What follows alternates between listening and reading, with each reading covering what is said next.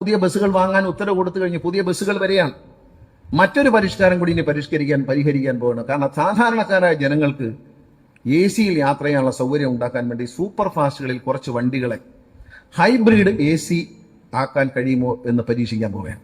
നിലവിൽ ഓടുന്ന super fast തന്നെ ഇതിനെ ഒരു പുതിയ ടെക്നോളജിയാണ്. കാരണം നമ്മൾ മറ്റേ സാധാരണ എ സി വെച്ച് കഴിഞ്ഞാൽ ചെലവും കൂടും, നമുക്ക് ഡീസലും കുറയും, മൈലേജ് കുറയും.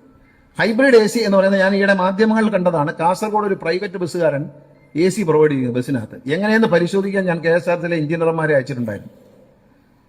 അത് ബാറ്ററി കറണ്ടിന് ഇതിന് പകരം കംപ്രസറിന് പകരം ഒരു ഇതും കൂടെ വയ്ക്കും, ഒരു ഓൾട്ടർനേറ്റീവ് ഡൈനാമിക് കൂടെ വയ്ക്കും. വെച്ചിട്ട് അതിൽ നിന്ന് വൈദ്യുതി ഉൽപ്പാദിപ്പിച്ച് ഒരു 4-5 ബാറ്ററി അധികം വയ്ക്കും. ഈ ബാറ്ററിയിൽ വരുന്ന കറണ്ടിനെ എ സി ആയിട്ട് DC കറണ്ടിനെ AC ആയിട്ട് കൺവേർട്ട് ചെയ്തിട്ട് എയർ കണ്ടീഷൻ റൺ ചെയ്യാൻ കഴിഞ്ഞാൽ ഒരു 6 ലക്ഷം രൂപയ്ക്ക് ഒരു ബസ്സിനെ എയർ കണ്ടീഷൻ ചെയ്യാൻ കഴിയും എന്നാണ് പ്രതീക്ഷിക്കുന്നത്.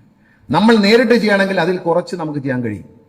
അപ്പൊ നമ്മുടെ എഞ്ചിനീയർമാരെ പഠിക്കാൻ വിട്ടിരിക്കുകയാണ്. പഠിച്ചു വന്നു കഴിഞ്ഞാൽ അവർ 1-2 വണ്ടികൾ വെളിയിൽ കൊടുത്ത് ചെയ്തിട്ട് അത് തീർച്ചയായിട്ടും നമ്മൾ ചെയ്യാൻ കഴിഞ്ഞാൽ ഒരു 4 ലക്ഷം വിലങ്ങ് ഒരു സൂപ്പർ ഫാസ്റ്റ് AC ആയി മാറിയാൽ കേരളത്തിൽ ഒരു 10-25-30 സൂപ്പർ ഫാസ്റ്റ് എടുത്ത് നല്ല വണ്ടികളെടുത്ത് അങ്ങ് AC ആക്കും. സാധാരണക്കാരന് ഇപ്പോൾ കൊടുക്കുന്ന തുകയ്ക്ക് AC യിൽ യാത്ര ചെയ്യാൻ കഴിയാവുന്ന ഒരു സംസ്കാരം, പുതിയൊരു യാത്രാ സംസ്കാരം ഉണ്ടാക്കാൻ കഴിയുമോ എന്ന് ഞാൻ പരീക്ഷിച്ചുകൊണ്ടിരിക്കുകയാണ്.